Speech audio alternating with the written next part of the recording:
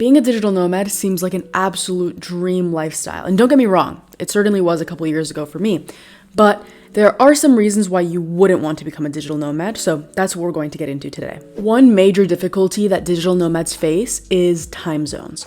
So if you're working 9 to 5 Eastern time hours, that's basically 9 p.m. to 5 a.m. in Southeast Asia, which is one of the most popular digital nomad hotspots, I would say. This means you'd basically be working night shifts, which is dangerous for your health, increases your chances of obesity, depression, heart disease, diabetes. So definitely not the path that you want to go down. Even if the time zone shift isn't as extreme, for example, I'm in Europe now, so Eastern time hours or Eastern time regular work hours turn out to be around 4 p.m. to 11 p.m. midnight here. So it's still not ideal. For example, for me, I like to wake up around 4 a.m. So that's obviously not possible. The other thing is it can make socializing a little bit more difficult. You wouldn't be able to go to maybe dinners or certain social events. So that could be a little bit of a challenge for you as well. Arguably, the most difficult part about being a digital nomad is actually getting a job and maintaining one that will allow you to travel abroad while you work. If you lose that job, replacing that income with another job that will also allow you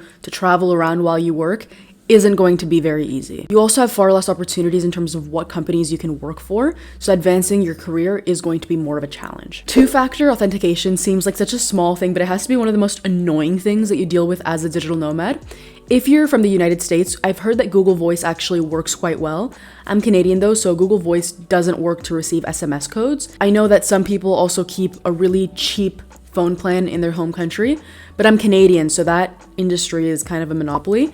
So if you guys have any alternative methods to get around this, I'd love to hear them because this is definitely one that I find annoying. Another pretty significant challenge that I feel like not a lot of people think about from the beginning is medical care. If you end up needing medical care, if you have some sort of emergency while you're in a foreign country, especially if you can't communicate with them, that could turn out, it could be fatal, really, now that I think about it. So that's a major challenge. Also, another thing is travel insurance. I haven't looked into these things too deeply, but it's a little bit of a challenge when you're fully living abroad. There's a lot that goes into being a digital nomad. You don't just show up at the beach squinting at your screen, trying to see with the glare from the sun and getting sand all over your laptop. Jokes aside, there is really a lot of planning. In terms of just flights, different transportation, safe neighborhoods, which cities, countries you're going to be in, Airbnbs or hotels or wherever you're going to be staying, some sort of accommodation, workspaces, making sure you have like coffee shops around you if you want to work outside your home, groceries, gyms, just everything that you're going to need around you. Again, it's just a lot of planning, especially if you're moving quite often. It can be draining. That's where I see people burn out a lot of the time. Literally every single time you move somewhere, you have to fully adjust yourself to not only the new city, but the neighborhood that you're in, right? Like you figure out where you're gonna go for food, you figure out where you're going to exercise, you figure out third places. I don't know if you've heard of that concept, but it's like you have your home, you have your workplace. So you need to find a workplace usually. It's either going to be in your home, like this is where I work, and then you maybe want to have some workplaces that are outside your home. And then also third places, whether it's, like in the past I've done jiu-jitsu while I've been traveling. So, you need to find a place with jiu-jitsu. You might want to stay near the place that has jiu-jitsu because depending on where you are, maybe there isn't a jiu-jitsu gym near you. Whatever it is, right? Like there are just all these small things for your life that you have to plan out that you obviously don't think about if you're just staying in the same spot. If you move every single month, again, that becomes very draining.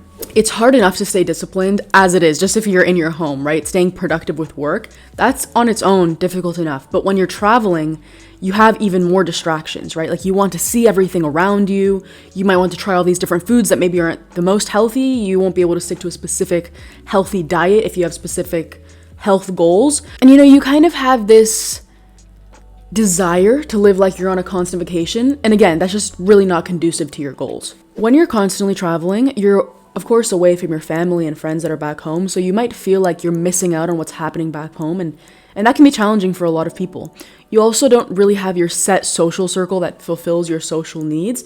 And so you definitely can meet new people, but a lot of those friendships and relationships are going to be temporary, if not pretty much all of them. So there are several reasons to not become a digital nomad, but at the end of the day, it comes down to who you are and where you are in life. All of these things that I mentioned are complete first world problems. If you have the ability to travel while you work, you are in the top 1%, if not higher, in terms of privilege in the world, and I would never actually complain about these things. I'm only talking about these points to give you a clear understanding of what goes into being a digital nomad, just to not give you unrealistic expectations, but I'm nothing but grateful to be living what was literally my dream. You know, for me, the time zone isn't ideal. I wake up later than I'd like to, so what? It's not really a big deal. I don't really find it draining to research a new place, but I'm a big planner. I just enjoy planning. I know a lot of people aren't the same way, but I actually get a lot of enjoyment out of planning the new place that I'm going to go to and learning about it, the neighborhoods, planning where I'm going to be, and just planning. I don't know why I enjoy that aspect of it. It seems like the most mundane part, but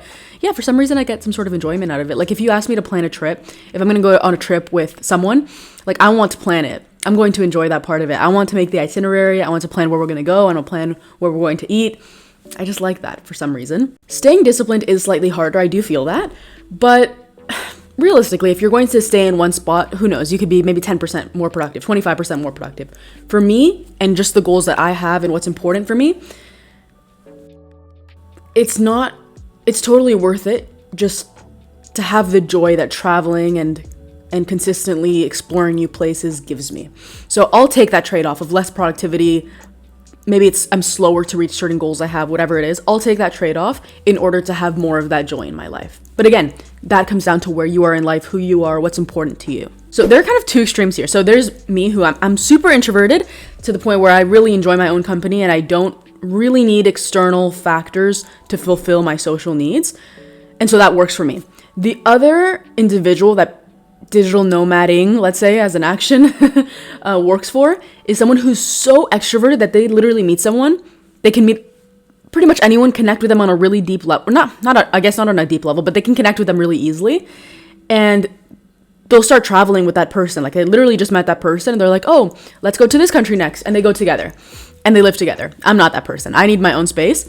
But being a digital nomad kind of works for those two extremes. I find if you're in the middle, that's where I see people struggle a lot more. The other thing is that being a digital nomad doesn't have to last forever. In fact, for most people, it's kind of a temporary thing.